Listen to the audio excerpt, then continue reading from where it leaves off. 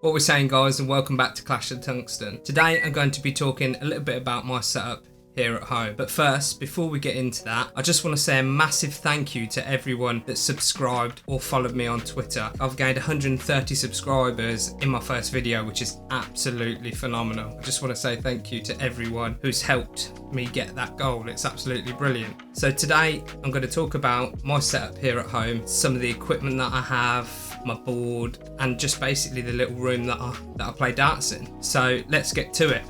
So as you can see, I'm over at my board now, and the first thing that I'm going to talk about is the wooden wall beyond the board.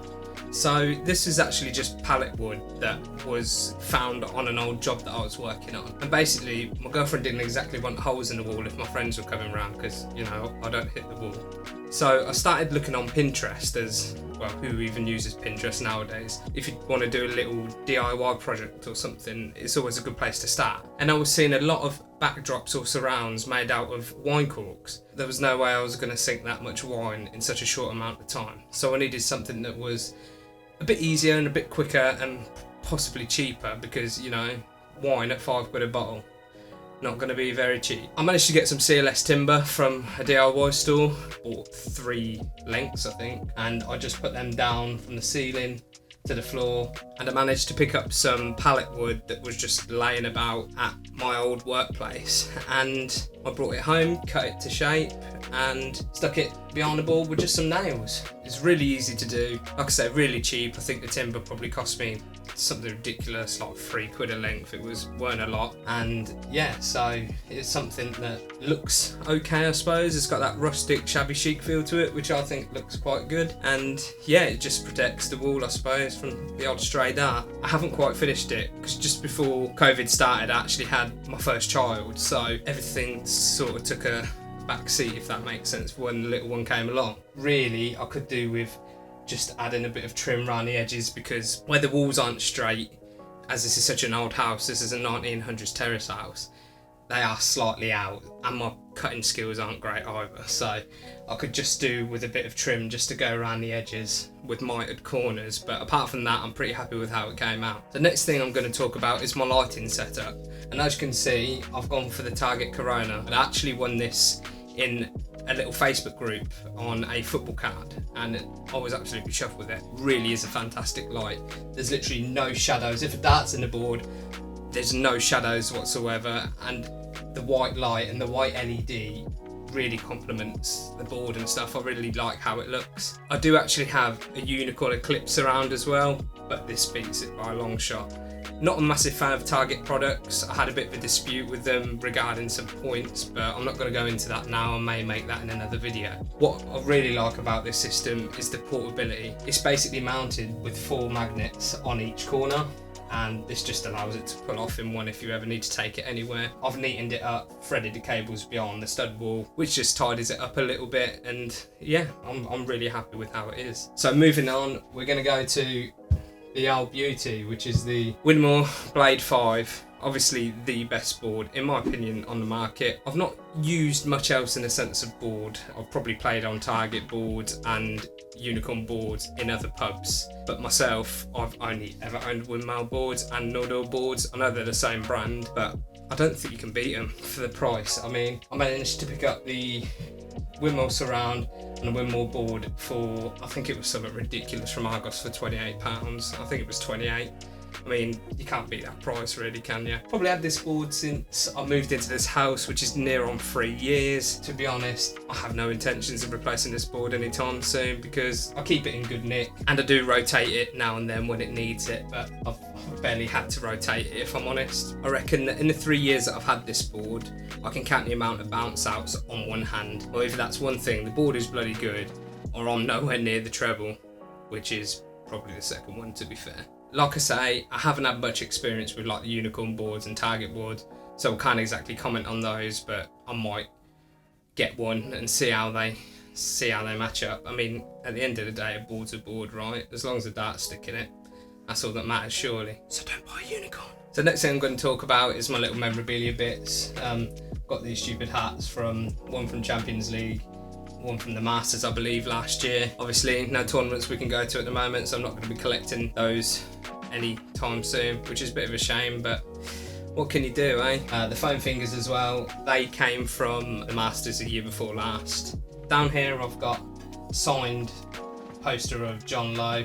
He done a local exhibition round where I am, and it's actually the first exhibition I've been to. He seemed like a really nice bloke. For his age, he still plays absolutely awesome. Got a couple of photos with him, which is pretty cool. So, and then at the bottom there, I've got a Paddy Power 180 pants sign. I've also got the pants to match, but they're in me drawer. So here on the pallet wall, I actually made just a little bit for me to slide my Amazon tablet in. It's a really cheap tablet. I think I've had it. Probably had the tablet about 4 years now, but I just use that as a little scorer for when my friends come round, as it's just easy because it's right at the board. It's just easy to whack the numbers in, and yeah, that's just scoring done because I haven't got room for a chalkboard here, I'm afraid. Yes, I also forgot to mention behind the pallet wall, I actually stuffed that with some carpet underlay and some excess carpet that I had when I done the carpet in this room. I don't actually know if it does anything in regards to soundproofing when the darts hit the board, but I've put it in there hopefully to quieten it down a little bit. So probably not the most interesting part of a dart setup, but I'm going to talk about the Oche line now because this was an absolute wing on my part. I was absolutely chuffed, if I'm honest. So before I carpeted this room, obviously I was doing the whole setup here with the CLS and the pallet wood. So what I done is, once the CLS struts were up, I measured from here to roughly where this door bar was. Obviously the door bar wasn't here at the time, so I put a little Sharpie mark basically where the toe line was, and I was sort of using it for a while just how it was with the little Sharpie mark. Then it came to laying the carpet in this room for my little boy. I had the door bar put on and it matched exactly where the little Sharpie mark was, which is bang on the 7 foot 9¼ inches that it is on regulation. So I was absolutely chuffed that I basically blagged it completely and winged it. So yeah, that's pretty much spot on, give or take a couple of mil, but couldn't be happier with that, if I'm honest. And it's a pretty good line because you can feel it on your foot if you're standing at it. So yeah, well chuffed with that. There is a tiny little issue with me having my throw line on where a door is. You haven't got much space to move along like the Oche line, but to be honest, I'm not moving a hell of a lot across it anyway, even if I had the opportunity. It doesn't affect me that much.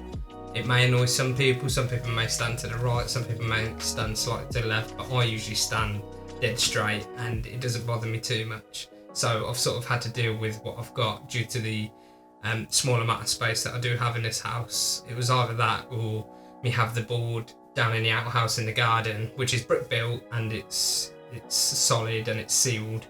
The only problem is there's actually no power down to the outhouses of current. I did have the opportunity to put electric in, but this was after I'd spent quite a lot of money doing my garden up, so there was no way I was digging up brand new turf and that sort of thing. And also in the winter, it gets really cold down the bottom there. This was really the only other option I had to have a board in the house or freeze outside with no light. So the only problem with this whole thing is that my whole setup is that it's all actually in my son's room, but luckily at the moment he is still of that age where he's in a cot in our room, so it means that I've got a little more time here until he comes in and takes his own room, because obviously I won't be able to play late at night when he's in bed. I'm gonna have to figure something else out. I've not quite figured what yet, but because he's still in our room, I'm not under that much pressure. I've still got a little while to decide what I want to do, because I need a board up. I've got to have a dartboard. I've got a YouTube channel now, you know, I've got to have it up.